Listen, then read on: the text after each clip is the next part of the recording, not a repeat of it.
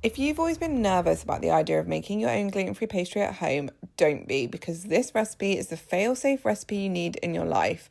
I make this gluten-free pastry all the time. I've demoed it in front of thousands of people, and if I can do that, then you can certainly make this at home. All my gluten-eating friends and family love it. It only needs 5 ingredients, and we're starting off with the dry ones. First of all, I've got plain gluten-free flour, and I'm adding some xanthan gum and just mixing that together with my hands. Now, if you're making a sweet pastry, you can also add a bit of caster sugar, and you can add spices like cinnamon or grated orange and lemon zest if you're making something like mince pies or a sweet tart.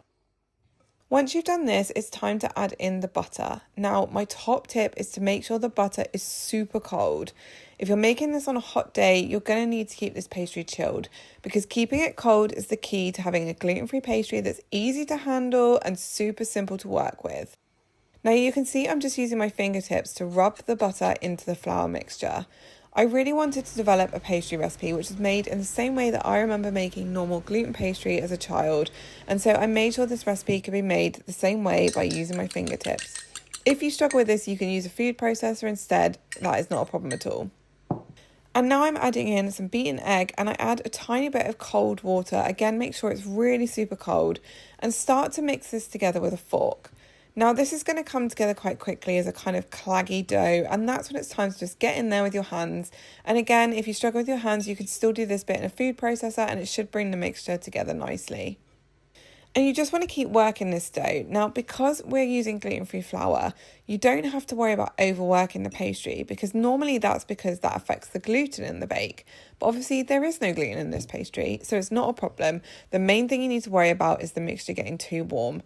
But don't worry if it does get sticky, because once this forms a nice smooth ball of dough, we are going to chill this in the fridge for at least an hour.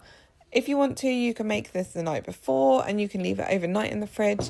It will also keep pretty well in the fridge for a few days, and you can freeze it so you can have pastry whenever you need it. And all the tips for that are in the recipe, which is on my website, and I've linked it down below. Once you've chilled your pastry, just work it with your hands until it goes nice and smooth, and then you can roll it out. Now I'm just using a well-floured work surface, and you can see the pastry is rolling out really nicely. It's so easy to handle, but you can put it between 2 sheets of cling film if you find this stage difficult, especially if you're rolling out a larger bit of pastry for something like a pie or quiche. It will just help you handle the pastry a bit better. Now I do have an older video on my channel, which I'll link in the description for this one, where I use the cling film method, where you can just see how that works. And now for this bake, I'm making a quiche, so I'm going to blind bake the pastry. If you've never done this before, it's basically a step where you slightly bake the pastry case to make sure it's nice and hard and avoid those annoying soggy bottoms. So I'm just going to overlap the pastry slightly on the lip of the tin, and then you're just going to use your fingers and then a rolling pin to kind of push it back so that we don't have too much shrinkage. And once this pastry case is ready, I'm going to blind bake it. So I've got my oven nice and hot. I'm going to pop a sheet of baking paper on top of the pastry, and I'm going to fill it with baking beans.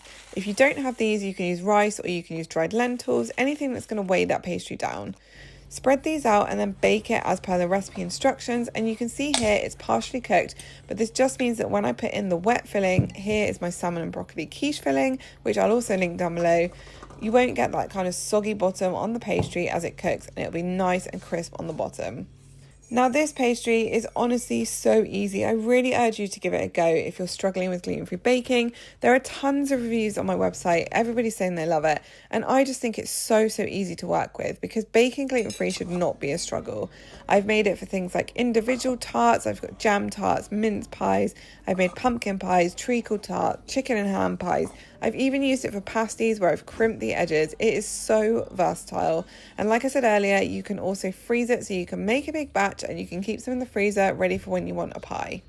I really hope you found this recipe tutorial helpful. If you want to see more tutorials like this, let me know in the comments. Make sure you hit subscribe and check out my channel. I've got a ton of easy gluten-free recipes on there, and all the recipes are linked in the description of the videos.